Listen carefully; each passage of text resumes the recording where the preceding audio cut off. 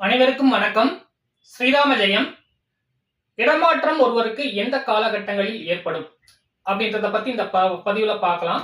இடமாற்றம் அப்படின்றது வந்து 2-3 விஷயங்களாக நம்ம பிரிச்சுக்கலாம். அதாவது ஒரு ஆள் வந்து போயிட்டு வரக்கூடிய தூரம், அதாவது இங்க இருந்து நம்ம ஒரு வேலைக்காகவோ அல்லது படிக்கிறதுக்காகவோ ஒரு 30 கிலோமீட்டர் 40 கிலோமீட்டர் அப்படின்ற அமைப்புகள்ல போயிட்டு வரக்கூடிய தூரம் அப்படின்னு ஒண்ணு இருக்கு. சரியா? ஆறு தாண்டக்கூடிய அமைப்புகள், அதாவது இங்க இருந்து சென்னை, நான் இருக்கிறது வந்து மதுரை, இங்க இருந்து சென்னை போறோம், பெங்களூர் போறோம் அப்படின்ற மாதிரி ஸ்டேட் விட்டு ஸ்டேட் அல்லது ஒரு மினிமம் வந்து ஒரு 300-400 கிலோமீட்டர் தாண்டி போயிட்டு வேலை பார்க்கக்கூடிய அமைப்புகளோ அல்லது வசிக்கக்கூடிய அமைப்புகளையோ எடுத்துக்கலாம். அதே மாதிரி கடல் தாண்டக்கூடிய அமைப்புகள், அதாவது நீர் சார்ந்த அமைப்புகள் தாண்டி போய் ஒரு ஆள் வந்து வேலை பார்க்கறதுக்காகவோ படிக்கிறதுக்காகவோ போகணும் அப்படின்னா ஜோதிடத்துல என்ன மாதிரியான வழிமுறைகள் சொல்லப்பட்டிருக்கு, அதை வந்து இந்த பதிவுல நீங்க உங்களுக்கு திருப்தியான அமைப்புகள்ல பார்க்க போறீங்க. வாங்க பார்க்கலாம்.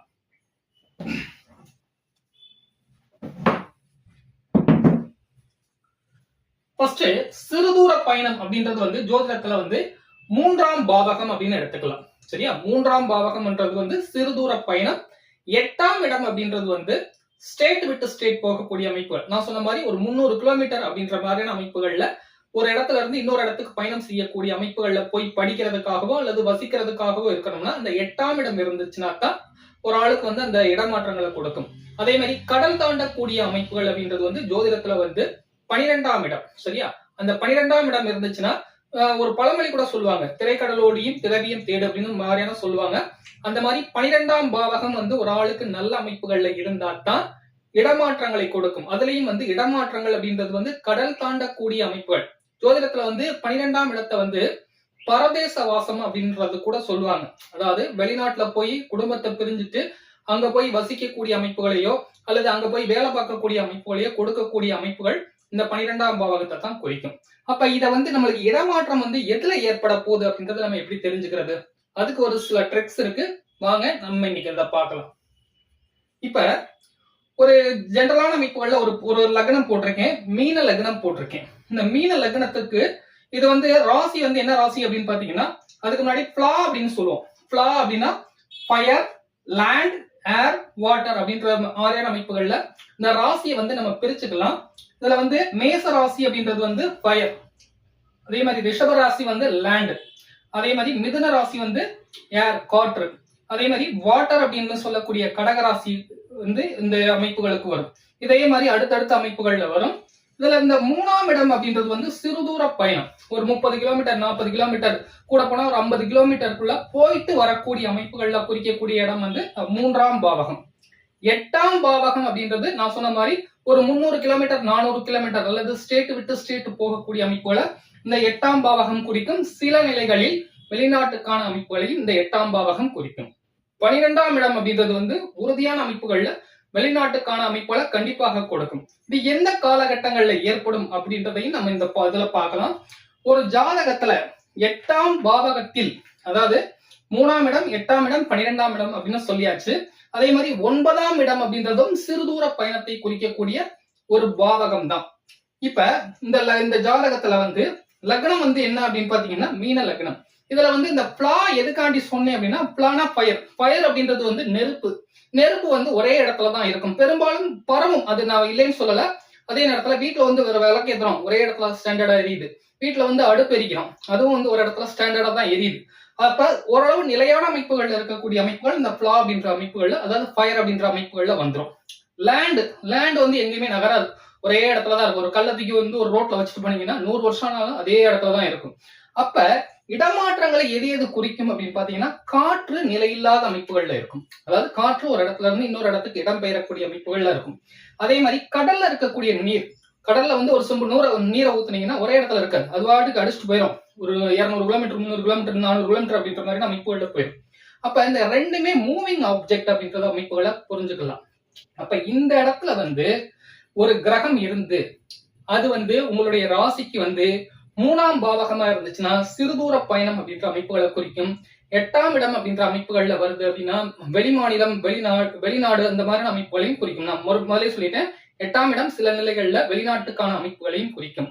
12ஆம் இடம் அப்படின்றது உறுதியான அமைப்புகள்ல வெளி மாநிலமோ அல்லது வெளிநாட்டுக்கான அமைப்புகளையோ குறிக்கும். இங்க ஒரு ரஃபா ஒரு இதை பாத்துக்கலாம். இப்ப முந்தா நேத்து ஒரு ஜாதகம் வந்துச்சு. சரியா? அந்த பையன் வந்து பாத்தீங்கன்னா ஜெர்மனில இருக்காப்ல. சோ இதையும் வந்து நான் என்னுடைய Facebook பேஜ்ல வந்து நான் நிறைய தடவை எழுதியிருக்கேன், சொல்லியிருக்கேன். அதாவது காற்று ராசி அப்படின்ற அமைப்புகள்லையும் சரி, நீர் ராசி அப்படின்ற அமைப்புகள்லையும் ஒரு கிரகம் இருந்து தசை நடத்தக்கூடிய காலகட்டங்கள்ல அவங்களுக்கு உறுதியான அமைப்புகள்ல இடமாற்றங்கள் ஏற்படும்.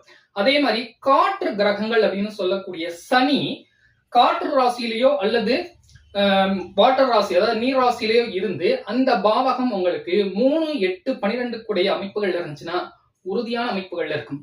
அதை விட முக்கியமான அமைப்புகள்ல 3, 8, 12ஆம் பாவகங்களில் ராகு இருந்து தசை நடத்தக்கூடிய அமைப்புகள்ல 1000% இடமாற்றங்கள் நிச்சயமாக இருக்கும். அது வேலைக்கான அமைப்புகள்ல இருக்கலாம், ஒரு வீடு மாறக்கூடிய அமைப்புகள்ல இருக்கலாம், அல்லது படிக்கக்கூடிய அமைப்புகள்ல இருக்கலாம்.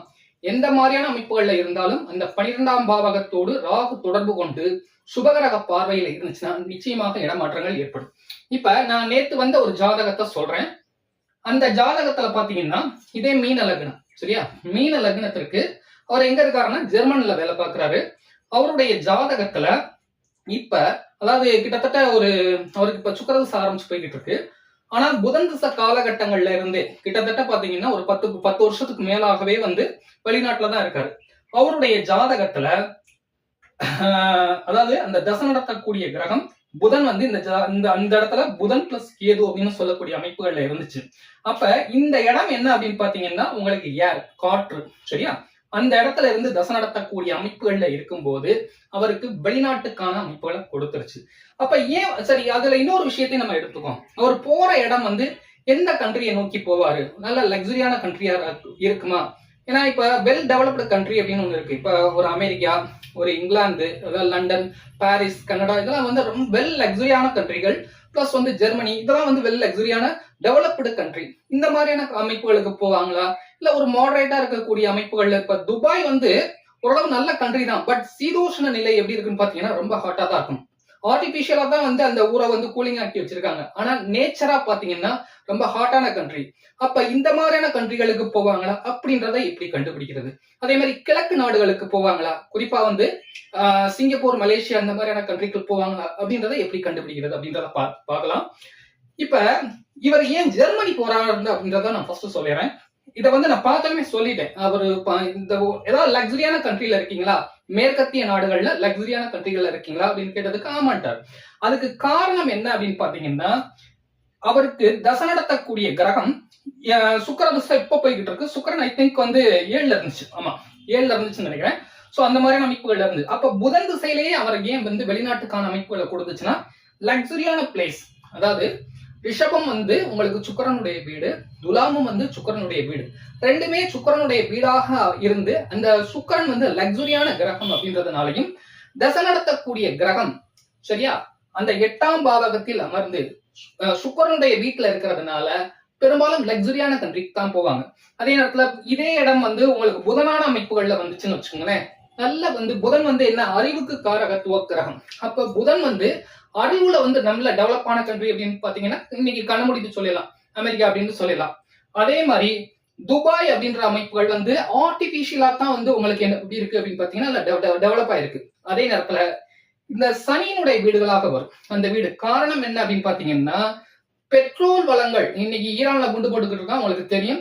அந்த அரபு நாடுகள் ஃபுல்லாவே வந்து இந்த 2 வீடுமே வரும். காரணம் என்னன்னா பெட்ரோலியத்திற்கு காரக கிரகம் யாருன்னு பாத்தீங்கன்னா சனிதான். அப்ப இந்த இடங்கள் வந்து 12ஆம் பாவகமாகவோ அல்லது 8ஆம் பாவகமாகவோ வந்து ராகு இருந்து தசை நடத்தினாலும் அந்த இடத்துல வந்து நான் சொன்ன மாதிரி காற்று கிரகம் அப்படின்னு சொல்லக்கூடிய சனி இருந்து தசை நடத்தக்கூடிய அமைப்புகள்ல இருந்தாலும் 8ஆம் பாவகத்தினுடைய அமைப்புகள், அதாவது நான் சொன்ன அமைப்புகள்ல 8, 12ஆம் இடம்ன்றது வந்து ஜோதிடத்துல வந்து மறைவு ஸ்தானம் அப்படின்ற அமைப்புகள்ல சொல்லப்பட்டிருக்கு. அந்த அமைப்புகள்ல இந்த அமைப்புகள்ல இருந்து தசை நடத்தக்கூடிய அமைப்புகள்ல இருந்துச்சுன்னா உறுதியான அமைப்புகள்ல ஒரு ஆளுக்கு இடமாற்றம் ஏற்படும்.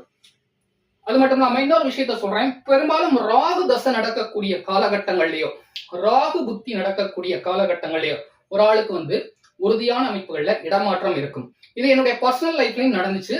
ராகு புத்தி நடக்கக்கூடிய காலகட்டங்கள்ல நான் ஒரு கம்பெனில வேலை பார்த்துக்கிட்டு இருந்தேன். எனக்கு மேனேஜரா ப்ரொமோட் பண்ணி ஒரு இடத்துக்கு வேற இடத்துக்கு மாத்தி விட்டாங்க. அப்ப அந்த 8ஆம் பாவகத்தோடு எனக்கு ராகு சம்பந்தப்படக்கூடிய அமைப்புகள்ல இருந்ததுனால எனக்கு இடமாற்றத்தை கொடுத்துச்சு. அதே மாதிரி அடுத்த திசையில வந்து ராகு புத்தி வரக்கூடிய காலகட்டங்கள்ல எனக்கு எப்படா இடமாற்றம் ஏற்பட போதுன்ட்டு நான் யோசிச்சுக்கிட்டே இருந்தேன். சொன்னா நம்ப மாட்டீங்க. ராகு புத்தி ஆரம்பிச்சு 10 நாள்ல நான் வாடகை வீட்டுல குடியிருந்தேன். இந்த வாடகை வீட்டுல இருந்து என்ன ஆயிடுச்சுன்னு பாத்தீங்கன்னா தண்ணி பிரச்சனையாகி இன்னொரு இடத்துக்கு மாறக்கூடிய அமைப்புகளை கொடுத்துச்சு. அப்ப ராகு புத்தி வரக்கூடிய காலகட்டங்கள்ல உங்களுக்கு உறுதியான அமைப்புகள் இடமாற்றம் இருக்கும். இப்ப இன்னொரு விஷயத்தையும் நான் சொல்லிடுறேன். இந்த 3ஆம் இடம் அப்படின்றது வந்து ஒரு சிறு தூர பயணம், அதாவது போயிட்டு வரக்கூடிய தூரம் அப்படின்ற அமைப்புகள் எடுத்துக்கலாம். இப்ப இந்த ஜாதகத்துல சுக்கிரன் வந்து இந்த இடத்துல இருந்துச்சுன்னு வச்சுங்களேன், இந்த இடத்துல இருந்து சுக்கிர திசை நடக்கக்கூடிய அமைப்புகள் இருந்துச்சுன்னா ஒரு ஆளு போயிட்டு வரக்கூடிய அமைப்புகள் இருக்கும். இதை இன்னொரு விஷயமாவும் புரிஞ்சுக்கலாம். இப்ப மீன லக்னத்திற்கு சுக்கிரன் நல்லது பண்ணாத கிரகம். அப்ப 3ஆம் இடத்திற்கும் 8ஆம் இடத்திற்கும் ஆதிபத்தியம் தாங்கிறாரு. அப்ப 3ஆம் இடம்ன்றது வந்து சிறு தூர பயணம். இங்க இருந்து டெய்லி வந்து ஒரு இடத்துக்கு 50 கிலோமீட்டர் போயிட்டு வரான்னு வச்சுக்கோங்களேன், டயர்டாயிருவான் மனுஷன். அதுலயே போயிட்டு என்னடா காலையில 5 மணிமே மறுபடியும் ஓடணுமே, சாயந்தரம் 5 வீட்டுக்கு வந்தாலுமே சாப்பிட்டுட்டு மறுபடியும் படுத்துட்டு காலையில மிஞ்சி மறுபடியும் ஓடணுமே, இப்படின்ற மாதிரியான அமைப்புகளே போயிட்டே இருக்கும். அப்ப இந்த 3ஆம் இடம் அப்படின்றது வந்து சிறு தூர பயணம் அப்படின்ற மாதிரியான அமைப்புகளை குறிக்கும். சோ இந்த பதிவு வந்து உங்களுக்கு நல்லா புரிஞ்சிருக்கும்னு நினைக்கிறேன். இந்த பதிவு வந்து உங்களுக்கு புரிஞ்சிருந்துச்சுன்னா லைக் பண்ணுங்க, கமெண்ட் பண்ணுங்க, ஷேர் பண்ணுங்க. நன்றி, வணக்கம்.